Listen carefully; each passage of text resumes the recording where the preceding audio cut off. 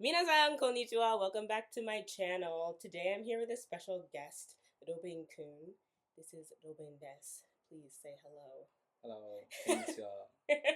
So, Robin is a international, not you, transfer student from Sweden, and we're at the same university this year at Kyoto University for a year. Let's see, we met in Japanese class a couple of months ago. We're taking Chukyu Ni or Intermediate 2 together. And as you guys know, I'm here on MEXT on the, like, as a graduate student. Ruben is not here on MEXT, but he plans to come back on MEXT. And so today I just want to talk a little bit about the two different tracks that you can, like, get the MEXT scholarship on. We're not the most knowledgeable, but we're going to tell you what we know. So hopefully that's helpful. So as many of you probably know, I'm on the grad student track, right? So you can either come to Japan on the MEXT scholarship as like, oh my god, I'm so sorry, like I can't fix it. This is a problem I'm having with my new Mac. Just ignore it. I'm not editing it. It's staying. So be careful with my thumbs. So I let's see. If you want to come to Japan on the MEXT scholarship, there's like a couple ways you can do that. I'm hiding my thumbs. So one, you can come as like a graduate student, and I feel like that's the track that most people are familiar with, right? And that's what I've done. But a lot of people may not know you can also come to Japan earlier on MEXT as an Undergrad. yeah, as an undergrad. And so I obviously did not do that. And I don't know the rules, but Robin has looked into it. And so I just want to hear a little bit, about what kind of rules there are for that, and like why you decided to do that, and how like that's going to fit into your life. Well, first of all, the like ground rule is you have to be under 24 years old. Okay. So the year that you turn 24, for me I'm 22 right now, so I have two chances. The year I turned 23, which is now 2025, and the year I turned 24, which is 2026. After that, you can't apply for the undergraduate anymore. You can't that's apply. so that's the baseline of like requirements. You have to be under 25 in a sense. Under 25. So is it to apply you have to be under 24, or like when you start your year in Japan you have to be Oh no, it's the application period. Okay, you have to be under 24. Yeah, so for me I'm applying, if I'm applying next year, which is gonna be this year, you apply a year and then you wait a year and then you start it. So for example, if I'm applying this year, which is in, I think it's somewhere between April and May, as the application period starts, and then I would apply for the 2026 to 2031 period. So it's 5 years, for example. It's 5 years. It's 1 year of Japanese studies only. I love that. And then it's 4 years at a normal Japanese university. At a selected, like you select your major. However, I just recently learned from a teacher here at Kyoto, and she said that you have to choose either you want to go to the bunke, so the more like humanities. Yeah, and then or you go to science routes. Okay. Oh, really? Yeah. So in my case, I wanted to become a math teacher, but I gave up on that. Why? Because if I want to be a math teacher, I have to go the scientific route, and I only like math. I don't like chemistry. I don't like physics and all that. But you have to study all of this subject if you go the science route. So I changed my mind and I said that, okay, I'm gonna be a teacher on some of the subjects in the humanities route, because that's what I do most. Like the most of my university's time and most of my interest past has been on the humanities side, and more like what do you call, like stylistic or more like artistic stuff. So then you study more of the bunke, so the humanities. You don't have to study the scientific stuff. Okay, wait. So question from American Me. So this is like an undergraduate degree, right? Yes. Oh, okay, that makes more sense. Never mind. For some reason, I was thinking high school. Does MEXT have a high school track? No, right? It might have, right? But I'm not that. I don't know much about it. I only know about the the undergraduate, because that's what we like got from my university back at home in Sweden. We got like, oh, you can apply for MEXT like an undergraduate if you want. They told you about that? Yeah, we've heard about MEXT from long before. Like when I started, I think the first semester they talked about like, oh, here's like the different types of like ryugaku you can do, like exchange trips, and we have MEXT, which is a bit with the like the what do you call it, like the embassy. Yeah. And then we have the things with this like our university, which like I'm on right now. The exchange I'm on right now is like a link between my home university and Kyoto University. Okay, like exchange partners. Exactly. Okay, so that makes sense to me because the first time I came to Japan, I was also, what year, fourth year? Yeah, I just started my fourth year. Okay, so like something very similar. Like I came my junior year of college, and so that was through university partners. Like MEXT, like was not a thing I knew about. I actually learned about MEXT when I was in Japan. Like one of the people I met at a party in my dorm, he was like 24 at the time, so I was like, oh my gosh, like Mecha senpai, like, because I was like 19 or I was 20 or something, and he was like, oh, I'm here on the MEXT scholarship, you should come back. And I was like, what is MEXT? And so that's how I found out. Like, it's very competitive. Right, it's like literally terrible. So like if you want to apply for MEXT, maybe lower your hopes because you might not get it on the first be ready to fail. Exactly, and it's totally fine. Like actually, I was talking to my friends, and most of us failed the first time. Like, people, I'm hoping not to though. Well, you have 2 chances, so it's chill. But like, it took me 2 years, and this is graduate student MEXT, right? Yeah. So I applied 1 year, and my application just wasn't good enough. Like I made it to the interview stage. Yeah. So I like got invited to the what do we call it? The consulate, like in my state. And like I did the interview, I did the tests, but then like so that last stage where either you pass and then you apply to universities or you fail, like I failed there. Oh. So it was really heartbreaking because like I got past the hardest part. Like the hardest part is getting into the interview. Exactly. Like for them to look through your application and be like, yeah, you can come. Like that's the worst part. If you make it through that, it's kind of like smooth sailing. But I like failed the second part, so that was really terrible. Were there any like Japanese needed when you applied for the like graduate part? No. Yeah, because in the undergrad it's the same. I talked to my Japanese teacher here because she had a student that was on MEXT before, and she's told me. I asked her like, does the fact that I can basically like speak Japanese help me in any case? And she's like, no, it doesn't really do anything. It might help you. It might help you a little bit when you reach like the interview part and above beyond that, because you can actually. The first year is just Japanese studies. So if you already know Japanese by then, you can kind of, use that time more efficiently for other things. But in a sense, it doesn't actually matter if you speak Japanese fluently or you don't when you apply for the undergraduate one. She said it basically doesn't make any difference. Which was a bit sad because I hope that isn't it so upsetting? I hope that the fact that I've already studied for 3 years now would actually like give me a head start for it, but no. It's gonna be about the same like difficulty. Yeah, like you guys don't understand. We pour our hearts and soul into studying Japanese to like be excellent and come here, and they're just like, like we actually couldn't care less that you speak Japanese excellently. If you can speak Japanese fluently, or like at least like at an N2 level, that's very high. N2 or N3 somewhere there, you could probably get here on like a work visa, just usually like just normal. The problem is then you probably can't enter a university, because I've heard from others that to enter most universities you would need like N1 level of like a certificate of some sort that you have N1 level to enter a university here in Japan as a foreign student. Because for example, when I applied here to Kyoto University, there's 3 different like exchange programs. Yeah, there are. There's one called QUINEP, which is for foreign students. Where do you have Japanese classes and you have all your regular classes in English, and then you have GEA students, which is a student where you go to you have a faculty, like a faculty engineering or something like that, and you have your classes in Japanese, and you can also do Japanese classes. And then there is GESR, which is research students specifically. So for the GEA, to even get into GEA, you need either, in my case when we applied here, you need either your teacher's like approval that you are N1 level, or you need a official certificate from the JLPT association that you have N1 level. If you don't have that, you cannot get into GA.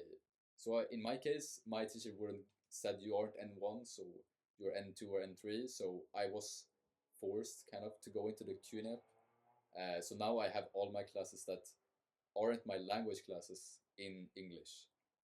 It's basically, you can take courses here at Kyoto University. You can take like courses in other faculties, but if you're a QNAP student like I am, I have to go to that course's lecturer with a paper, like a form, and ask them to fill out that it's fine for me to take the course. So it's a long, annoying process for me to do. So it's not like I'm not allowed to take Japanese courses, but the way of taking it is a lot more annoying than if you're just a regular GEA student. Wait, is that just for classes conducted in Japanese? Or Exactly, for classes conducted in Japanese. So if you're a QNAP student like me, the only classes you can normally just apply for are English courses. And so I would assume, at least like for the top universities, since Kyoto is one of the top ones, I would assume that you would need N1 to even like start the application process for a student if you're not going through your own university like I am. So it's not like I don't think it's impossible to get into a university without MEXT in this case, but it's a lot more like personally difficult in that sense. So you're saying like if you literally just moved here and was like, I want to go to university, and you have like no support and like no documents backing you, okay, it's probably very hard. So I don't think anyone will ever do that because that's no, absurd.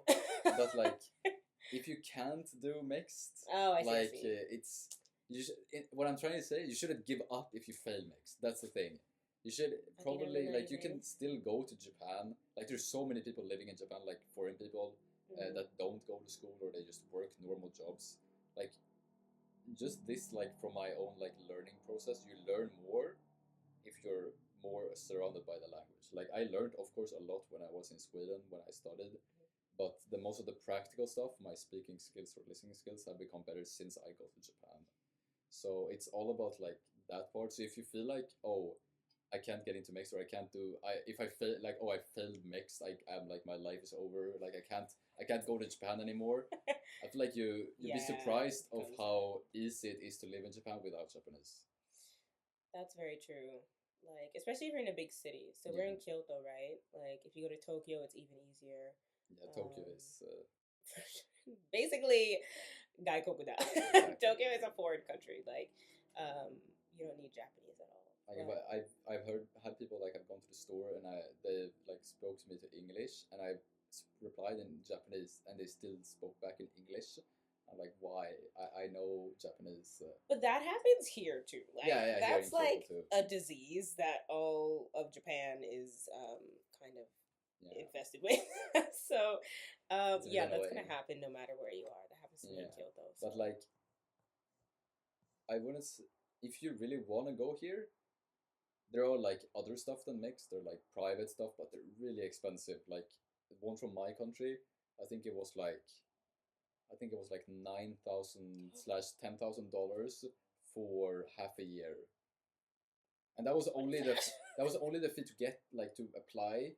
It didn't say if everything was included in that. Yeah, it wasn't.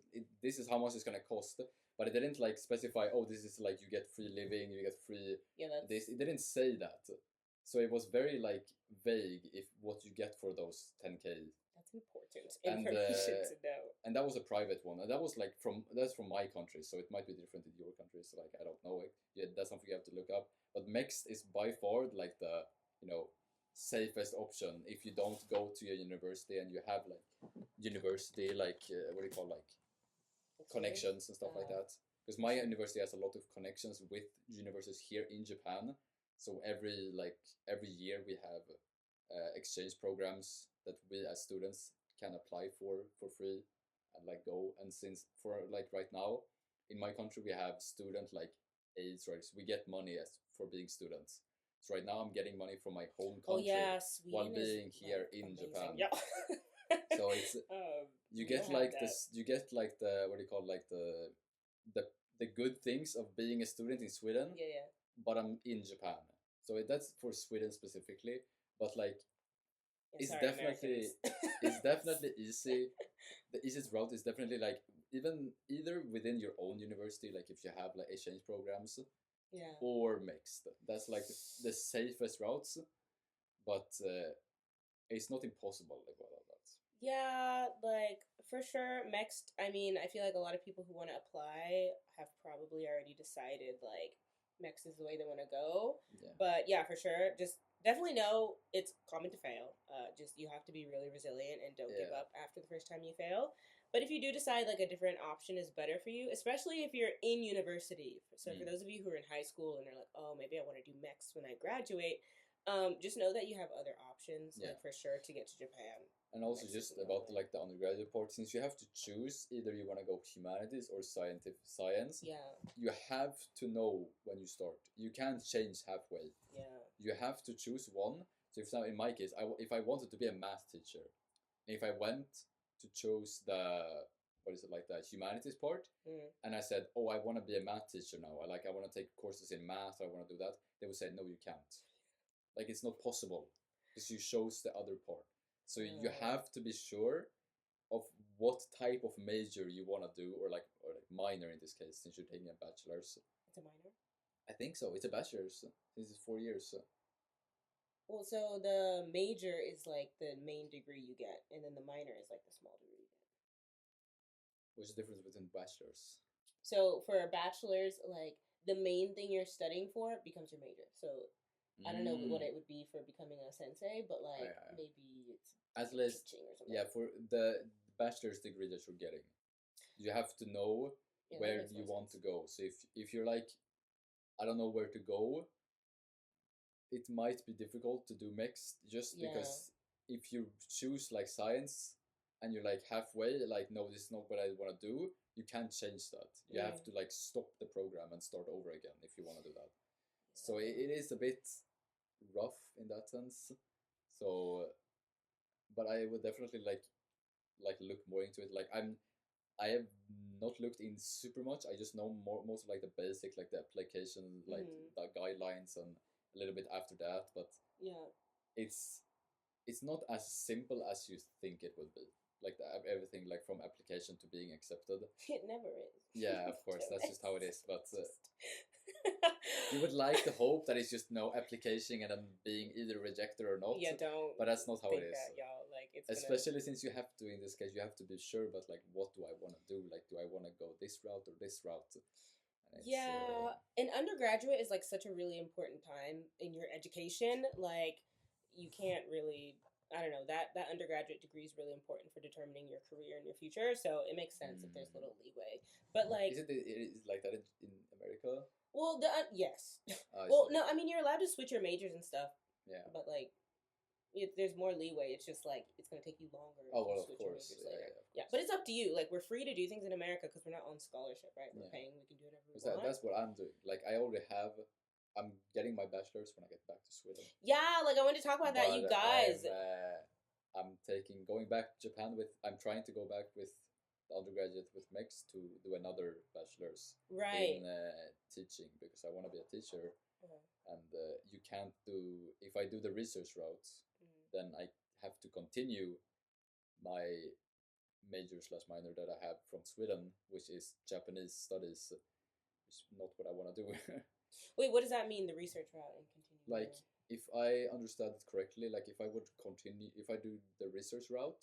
Is that grad school? Yes, the grad thing. I would probably have to continue my current thing. Oh, that might be a thing, y'all. I actually don't know, but that kind of makes sense. I'm not sure what would, because if I'm researching something, I can't just research a new thing. would have to continue of something I'm already doing, right?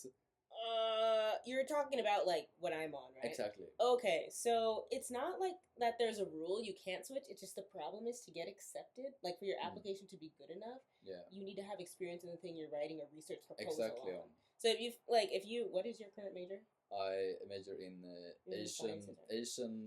What is it? Asian and Middle Eastern languages and culture. Oh, you're still humanities. Yes, I'm in humanities. But another problem is like I think you can come to MEXT. You can come to MEXT with a humanities like research proposal. Yeah. But I think like if you're in the sciences, the chances are a little higher that you get accepted. The problem is also like say in my case, say if I would now go on the like graduate part. Yeah.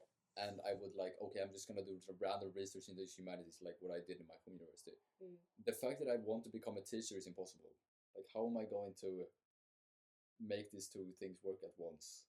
Oh, because the degree you really want isn't what you'd be continuing. Exactly. Okay, well that's important. So in that case, I have sure. to switch major to be, because if you want to be a teacher, you need a teacher certificate. Oh, yeah.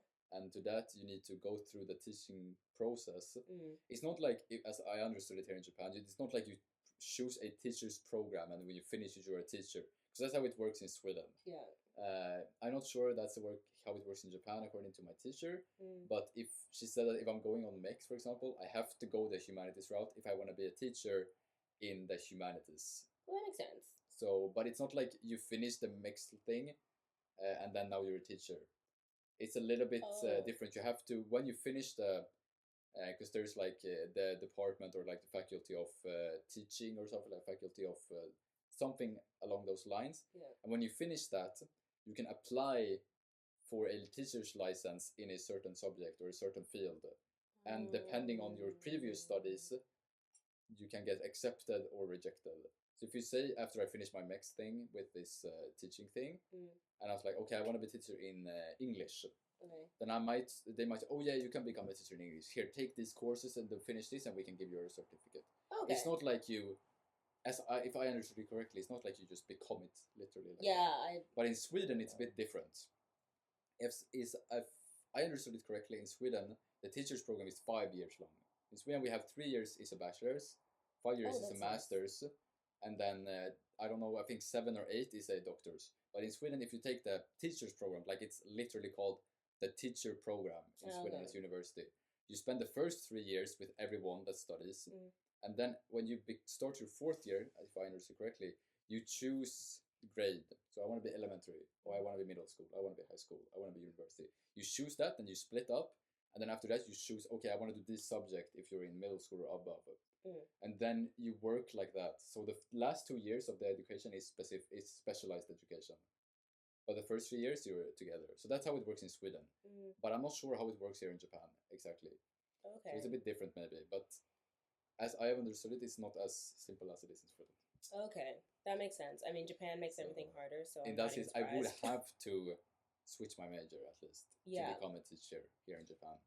So that is interesting because I feel like at least a lot of us in America, well, I don't know, maybe I'm a weird, like an outlier, but like I didn't know that you could have multiple bachelor degrees that you didn't earn at the same time.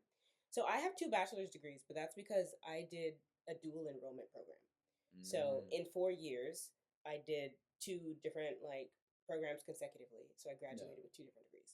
Like I thought that was the only thing you can do, but like for instance, and what Robin's trying to do is like, so he's going to get a bachelor's degree normal, right? He went through like university in Sweden, like a normal like Swedish student, and then when he graduates, he's going to come back to Japan through MEXT for a second bachelor's degree. Exactly. So that means maybe like, so if he gets it next year, he'd come back and start his bachelor's program when he's 23. Yeah, so I will come back here the spring of 2026 probably. Okay, he'd be 24. The year I'm turning 24, yes. Okay, so I wouldn't be 24 yet, but I would be the year I'm turning 24. Okay, so that would mean he'd come back. I mean, he would be 24, like the first year of his new undergraduate program. So he would graduate with his second bachelor's at 28.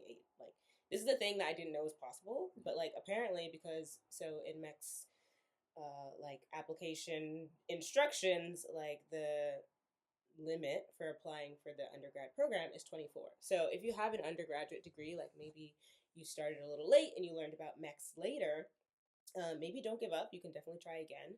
Like if I had known about that, I may have considered that because the first time I applied for MEXT, I was 22, 23. I was 23. So if I had known about that, I thought the graduate track was the only track, right? That's at least how I've understood it. Like when I spoke about it to my teachers, it's not like they said, "Oh, you can't do that." So they didn't have teachers who knew about this. Yeah, so like you definitely that's my like what do you call like your advantage. Exactly. For sure. Like Sweden, like the education system is just on a 10. For example, I don't know what's like happening. I have students in my Japanese class back at my home university that already have bachelors from previous things. So my friend who is here right now, so we were 3 people from Sweden who got here. One of them already has a bachelor's in in engineering, I think, like nice. Not AI but programming, just a bachelor's in some kind of programming language. And then I have another student in my class at home that has had a bachelor's degree in another subject. So in Sweden, it's very free. You can start a bachelor, you can start a master's whenever you want. It doesn't matter how many you have, how old you are, or anything. As long as you have enough, like what do you call it, like grades. Your grades are enough, and you've taken the required amount of courses in high school. You can take any program in university. That's great. That was it works in Sweden. That's really free. So I mean, in my case, I might be misunderstood about the undergraduate program at MEXT just because of how easy it works in Sweden. But I haven't been led to believe that it's impossible because my teachers at the university recommended the undergraduate programs to me. That's great. And we were already on par to become bachelors in the like subject that I was studying at home then. So it would feel weird that they would recommend something that wasn't possible, you know?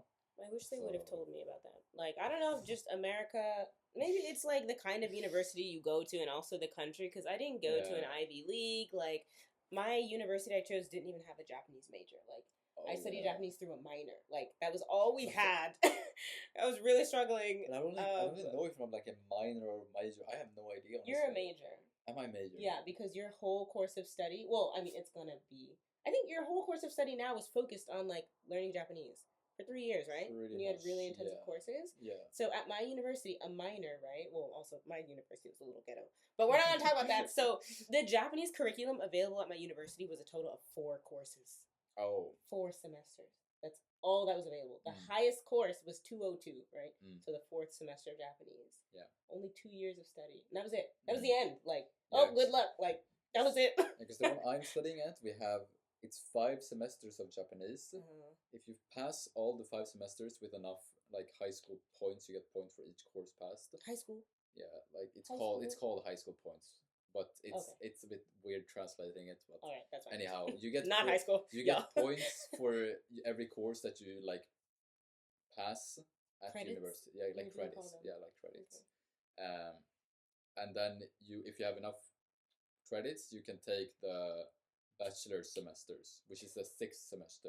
What, you unlock a course? Yes, you basically unlock it. So for my bachelor's, for example, you need at least I think 90 credits of Japanese studies. So the studies that I've done.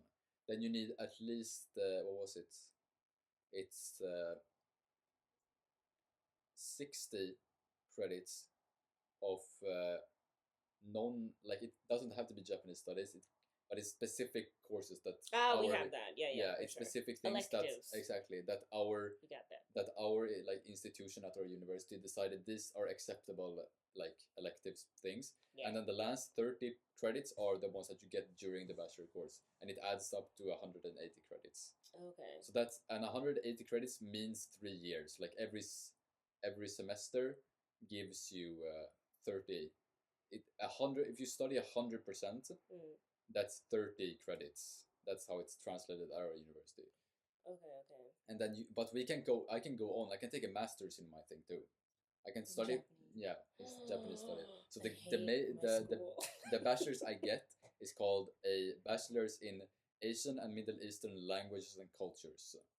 That's the bachelor, specializing in Japanese. That's the the Japanese special. Yeah, that's the special thing. So my degree. That's my bachelor's that I will get, and if I continue 2 years more, I can get a master's in the same department. So I can get a master's in Asian and Middle Eastern languages, specializing in Japanese.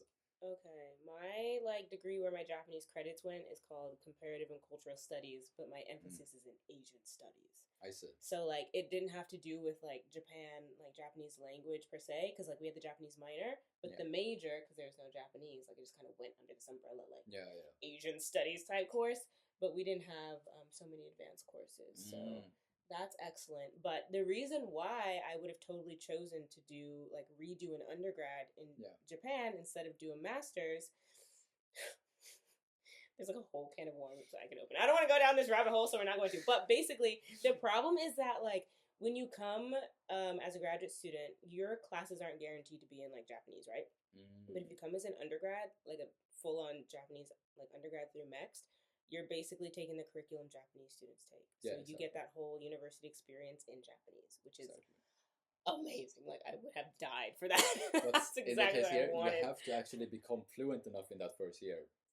Yes, gambate, That's the y'all. problem. Like I would love That's that. where they Period. don't give if you Yeah, true. they don't give a shit when you apply if you Yeah, have but you Japanese gotta or make not. it Like somehow, if and you don't know Japanese when you apply, as I said, it doesn't really matter that it's much. chill. But if you don't manage to get fluent within the first year, you're going to struggle the other 4 years.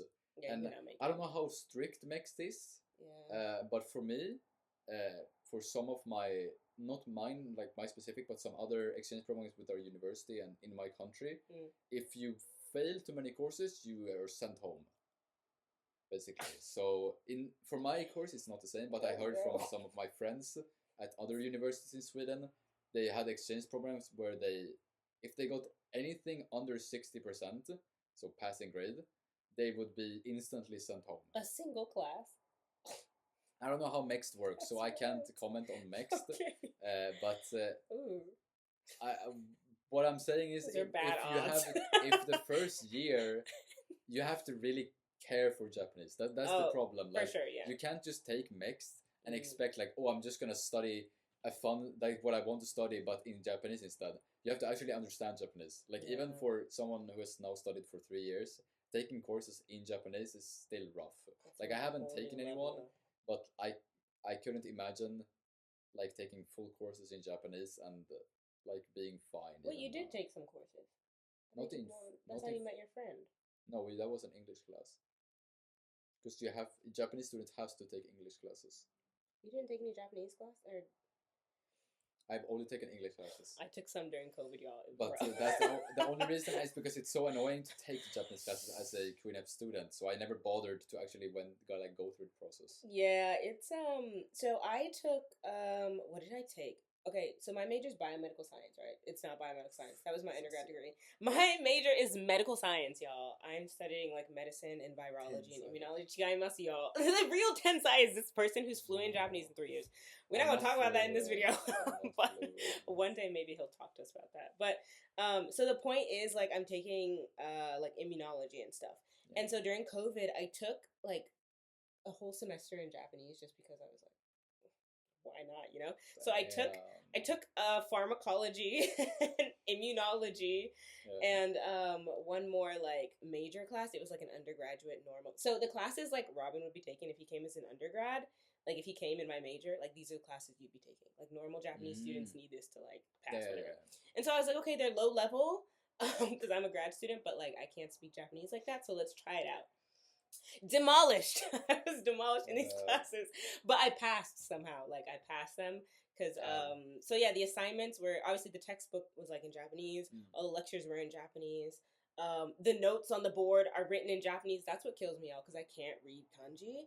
And so if the notes are in like tiny kanji and it's just like pages of like blocks of Japanese, like I can understand like handwritten Japanese. That's rough. Oh no, the text. Yeah, I can't even read text. Like forget handwritten. No, I just can't read. Handwritten is impossible. Like even I. Exactly. So like if that's what I'm supposed to learn from, and he's switching slides, like no, it's not happening. But I passed because when you do the homework, you have your own time, right? So we had to write reports on like lectures and stuff. But I emailed my Japanese professors. I was like, "Yo, I'm foreign. I can't read like the notes. So can I like submit? Like I'm sorry if there's grammatical mistakes in my like essays. Like please forgive me. I'm doing my best." And they were so nice. That was no problem. You could turn it in English. Classic Japanese. Bless. It's amazing. They're so nice. So that's why I passed. But I did take a couple courses in Japanese, and they were fun. But I was struggling. Yeah, so I kind of wish I had that. I I wish I could write my report in Japanese. Exactly. Like you have to be like passionate about Japanese, like to the level we are, to probably succeed in like an undergraduate MEXT program. Like you got it everyday Japanese and not get tired of it. That's the thing. But then again, even just like listening a lot to Japanese, like the language itself, like watching videos, listening to music, is going to help a lot. Like a lot of my like pronunciation comes specifically only because I've watched so much Japanese content during my like childhood or growing up. Yeah, for sure. Like. And that alludes, like, that also kind of supports the point he made earlier about how, like, coming here, is really important for improving like speaking ability and stuff. Yeah. That was the same for me. So when I was in Robin's shoes, like when I first came when I was 20, Yeah. like my first time here, I couldn't speak at all because I'd only taken the 4 semesters of Japanese, right? Because my university is trash. But it's fine. We're not going to talk about that. So I came. I couldn't speak. I'd studied for 4 semesters, but I made a lot of Japanese friends. After 10 months, when I left, I could speak Japanese. Like, it was wild. Yeah, I came back and, like, everyone's like, what's happening? I don't really know. That's how I'm going to feel when I get back too. I talk to my friends a lot. I feel so. I can't wait because back in my home university before I went, there was this girl that was so fluent because she'd been in Japan before. See, they come back fluent, and it was so funny because she was the one everyone looked up to because she always could answer everything in Japanese questions, and I was like, damn, I want to become that. And now I feel like when I get back, I'm gonna be like, fuck it, now I'm that guy. Hello, Robin Senpai has arrived. He's gonna go and like show off. I'm excited for you. But like, it's really amazing. The saddest part is I don't really have that many like opportunities to speak Japanese people. That's the hardest part. In Japan? Yeah, even in Japan, like, oh, this is so true. Finding an opportunity to like speak Japanese to Japanese people or anyone is so difficult. Like people don't like making friends with Japanese people is hard. That is literally such an entire, like, an enormous topic we could talk about for like an hour, y'all. Yeah. Like, this is a problem that we won't get into because it's crazy. Yeah. But just he's 100% correct. Like, Japanese people. Like, I had the luck of doing like a language exchange at my university within a university in Japan. Oh. So I made 2 friends for that way.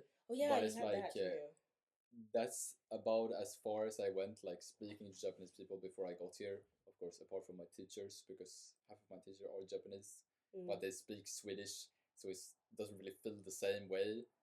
Same.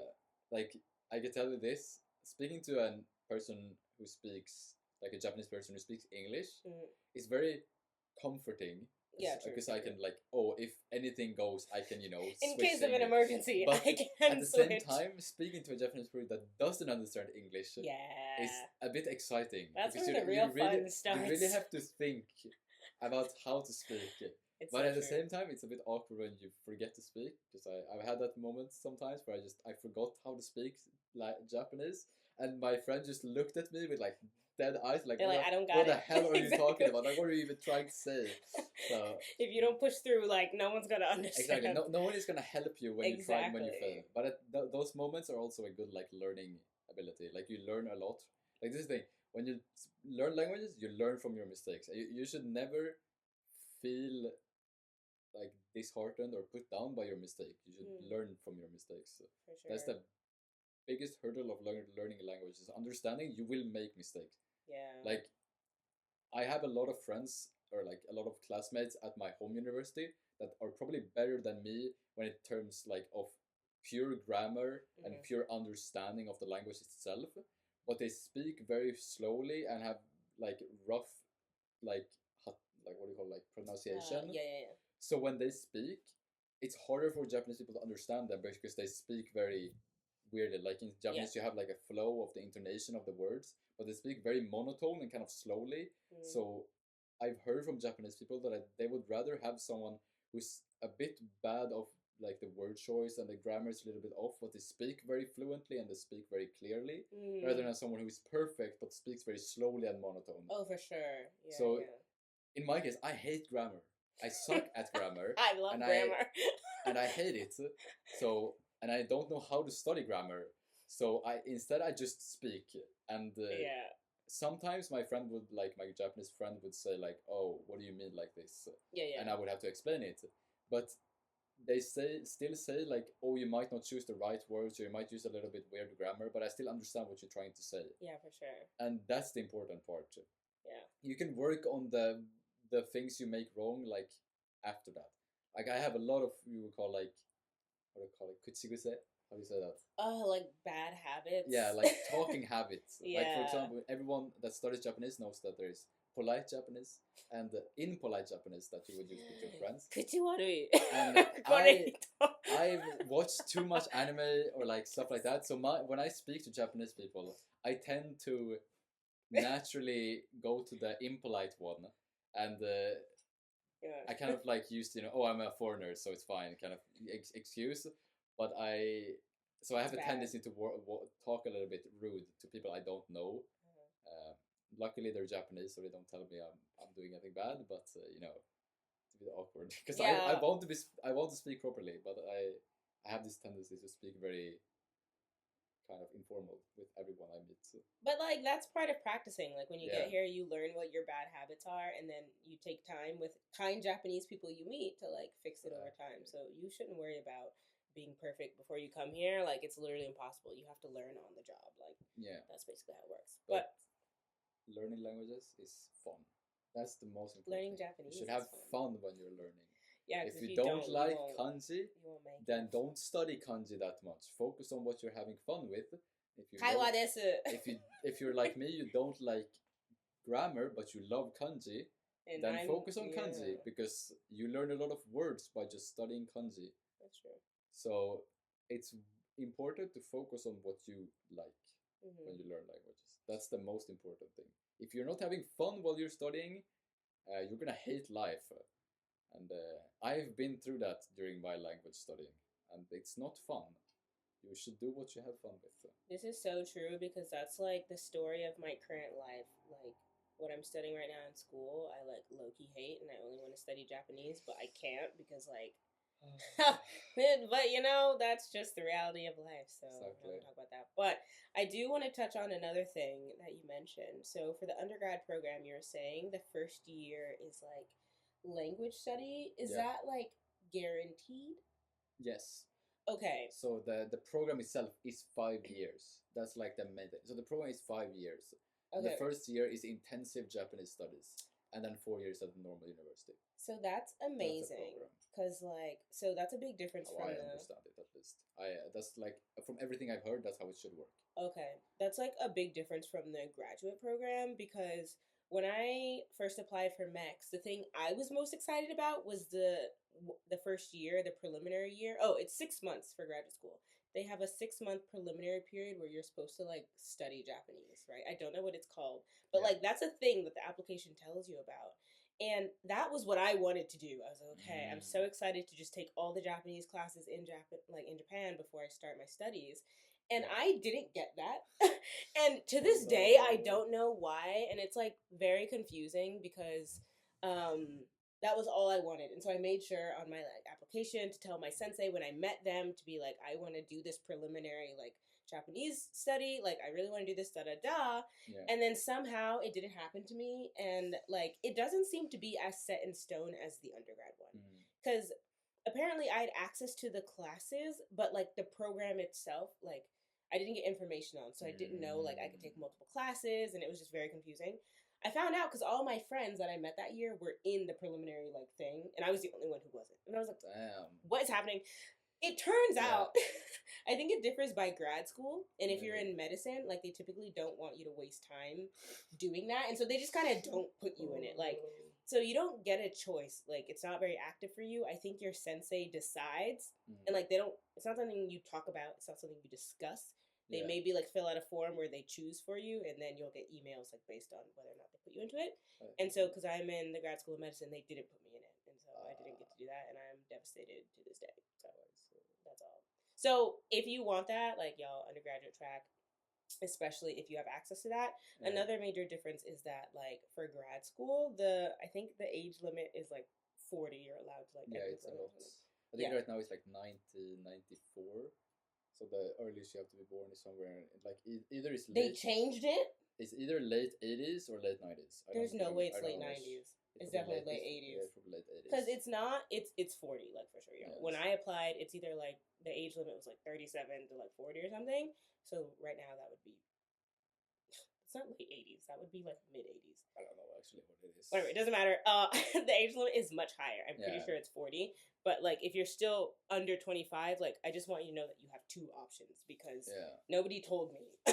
And I don't want that to be you. Yeah, at least like research more into it. I'm not perfect, but I know a little bit more or less about the undergrad one because I want to go on it.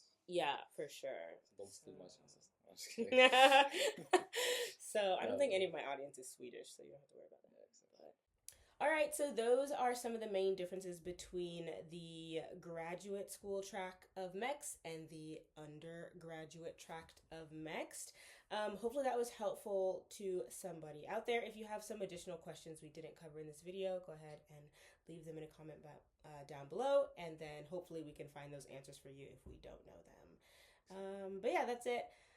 Good luck, you guys, on your MEXT journey. I hope you're able to come here if that's what you want. But even if you can't, like, just continue chasing your Japanese dreams and like live your best life. So that's all for this video. Thank you, Robin, for being here and educating the viewers on all the different ways they can maybe accomplish this dream that they have. But that's all for today's video. Thanks for watching, and we'll see you in the next one. Mata ne! Bye bye. Bye!